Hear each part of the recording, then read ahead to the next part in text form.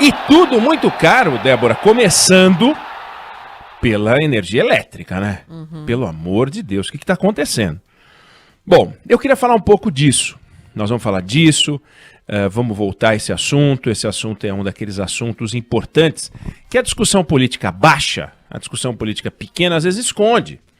O Brasil tem problemas conjunturais. Aliás, a gente adora um problema conjuntural. Aliás, os políticos adoram ficar criando problema conjuntural para nós, mas a gente tem alguns problemas estruturais. E se a gente não enfrentar esses problemas estruturais, a gente está frito. Um dos nossos problemas estruturais diz respeito à energia.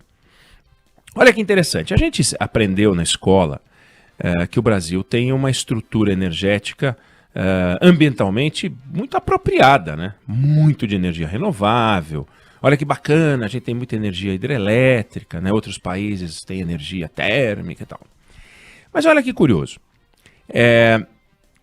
Você pega a China hoje, ela tem 61% de energia termoelétrica e 19% hidrelétrica. Tem outras, né? Mas vamos ficar nessas. Estados Unidos, 67% de energia termoelétrica, 9% de hidrelétrica. Índia, eu estou só citando país grande. 71% de energia termoelétrica, 11% de energia hidrelétrica. Rússia, 70% de energia termoelétrica, 19% de hidrelétrica.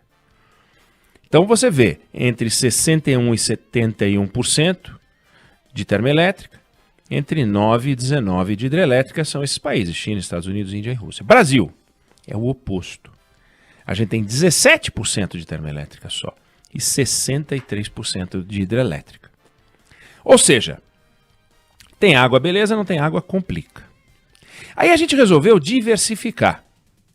E a gente que dependia da água, depende da água, do vento e do sol. Mas a gente tem uma quantidade de energia termoelétrica baixa, muito baixa, 17%. Nuclear, então, 21º país do mundo. Termoelétrica, 26º país do mundo. Por trás disso existe um nome chamado segurança energética. A gente fala de segurança jurídica, né? Segurança mesmo de andar na rua, e tem um negócio chamado segurança energética. Segurança energética é o seguinte: você tem a certeza que toda vez que você precisa de luz, você tem. Toda vez que você precisa de energia, você tem. Não é uma coisa que varia. Você tira isso da frente. Por que isso é importante? Crescimento econômico e consumo de energia andam juntos. Se você quer ter crescimento econômico, você precisa ter geração de energia. A indústria precisa de energia, o comércio precisa de energia, a casa das pessoas precisa de energia. Se você sair de uma casa de 2 quartos e for para uma casa de 3 quartos, você vai consumir mais energia. Não dá para você ter uma casa de 3 quartos consumindo a mesma energia de uma casa de 2. Até dá, se você imaginar que você deixa ambientes desligados. Mas, em geral, se você aumenta o número de ambientes, é porque você aumentou a família, e você eventualmente teve aumento de renda, então você compra mais equipamentos, você aumenta o gasto. Uma família que mora num apartamento de 4 quartos gasta mais energia elétrica do que uma família, mesmo tamanho, que mora num apartamento de 2 quartos, por razões óbvias. Se eles se distribuem em 2 quartos, basta ligar a luz de 2 quartos. Se eles se distribuem por 4 quartos, eles vão ligar a luz de 4 quartos. Isso é a coisa mais simples do mundo. Aí a pessoa resolve que na casa dela, ela vai fazer brigadeiro, vai gastar energia, vai ter que gelar o brigadeiro, né? Vai ter que manter ele gelado, resolve fazer marmita, vai ter que ter freezer, isso para ficar em casa. Mas se montar um pequeno comércio, tem que ter geladeira, né? Tem que ter sistema de aquecimento, tem luz, indústria, mesma coisa. E aí, países mais ricos conseguem produzir mais PIB, mais crescimento, com uma quantidade menor de energia, porque os equipamentos que são usados nas indústrias, no comércio, são mais modernos, gastam menos energia. Países um pouco mais atrasados, como é o caso do Brasil, eles gastam muita energia para poder crescer, mas muita energia. Tem estudos da Agência Internacional de Energia mostrando que o Brasil está entre os países que mais gasta energia para poder fabricar PIB, para poder gerar crescimento. Resultado, a gente teve crise nos anos 2000, 2002 por falta de água, em 2014 e 2015 também por falta de água e agora de novo, porque a gente tem uma matriz desequilibrada. Tem muita fonte renovável, que é bacana, mas depende do clima. Se não chover, a gente tem que torcer para não crescer, Débora. Então, o problema é esse. Se não chover, a gente não pode crescer. A gente só pode crescer se chover. Isso é uma loucura. E parou de chover, então vamos não crescer. E o pior é que a gente não cresce, porque a gente está condenado a não crescer. Aí vamos colocar entre aspas, a gente tem a sorte de que a gente tem crescido muito pouco nos últimos anos. Pode isso, a gente torcer para ter crescido pouco? Então, para a gente poder crescer, por exemplo, 3% ao ano pelos próximos 8 anos, a gente tem que ter mais 4 Itaipus. Como é que a gente vai fazer 4 Itaipus? Com que dinheiro? Mas não pode ser 4 Itaipus, senão a gente vai ficar dependendo de água. Tem que ter 4 gerações, tem que ter o equivalente à geração de 4 Itaipus em outros formatos, de preferência termoelétrica. Esse é o nó brasileiro no momento. Não está chovendo, a gente está apavorado, porque a gente pode ter um processo de racionamento. Mas se a gente não tiver um processo de racionamento, nós já temos o efeito lamentável disso, que é o aumento do custo de energia.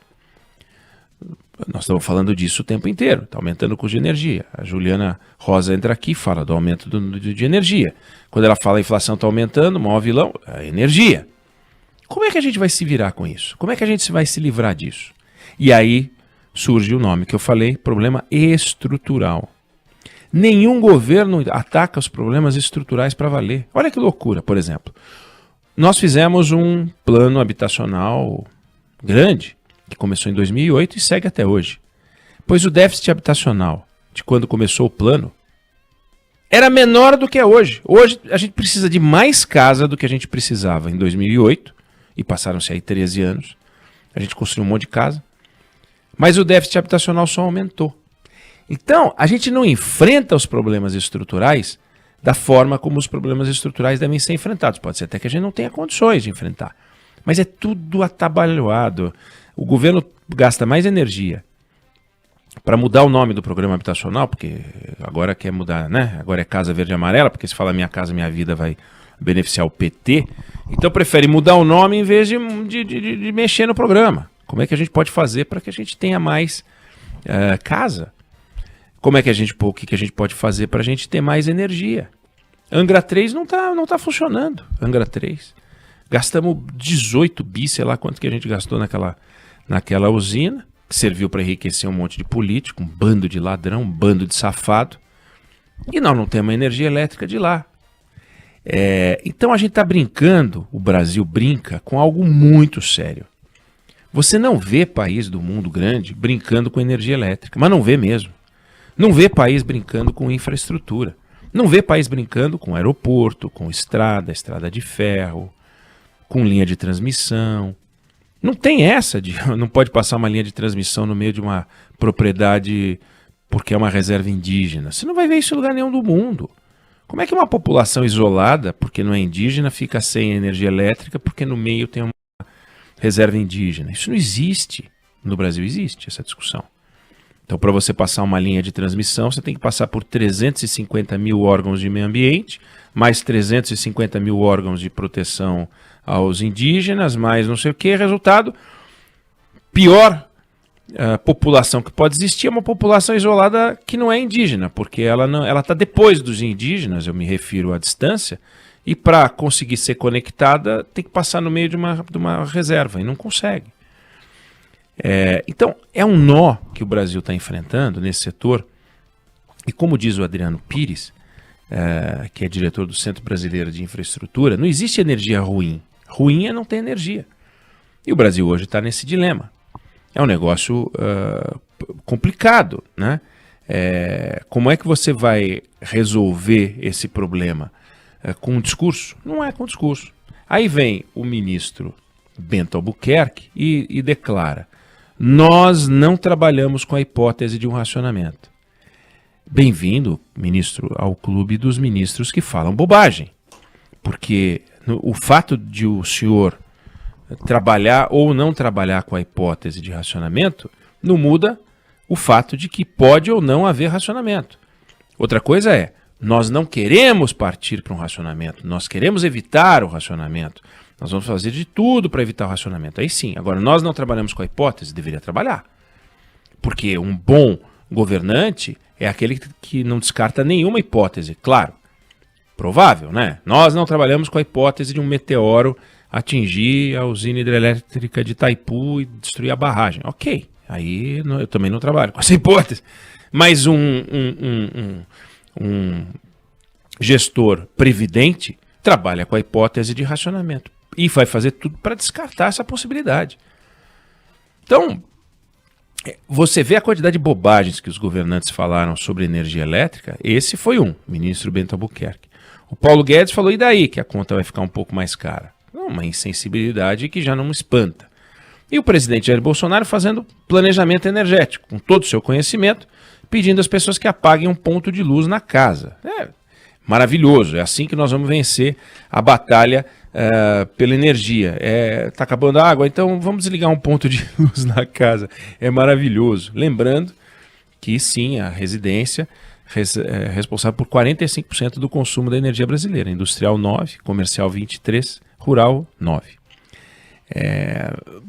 Ou seja, Débora, temos um nó espetacular pela nossa frente. Se a gente não começar a olhar para estes problemas estruturais da maneira como a gente deve olhar, a gente está frito. O nosso sistema desperdiça muita água, o nosso sistema é muito dependente e ele está enrolado. Então, voltando ao quadro, só para quem não pegou, China, Estados Unidos, Índia e Rússia trabalham com basicamente termoelétrica, entre 61% e 71% de termoelétrica. Hidrelétrica é apoio. Nenhum desses países chega a 20% de hidrelétrica. Varia de 9 a 19. Então, a proporção é 3, 4 para 1 kWh para 1 kWh de hidrelétrica tem uma termoelétrica. O Brasil é exatamente o oposto. Exatamente o oposto. Quer dizer, se o Brasil está fazendo o oposto do que o resto do mundo faz, é hora de parar e falar, vem cá, onde é que nós estamos errando? Porque nós estamos errando. Nós não damos segurança e nós, a cada 7 anos, 8 anos, a gente volta com essa discussão. Nós já vivemos um apagão terrível em 2001, que teve reflexo na eleição do ano seguinte, e nós estamos vivendo um risco energético muito grave agora, que já produziu o seu lado mais sério, neste momento, até o momento, que é a inflação, aumento de tarifa, que está por trás de todo o processo industrial, comercial, social, econômico do Brasil.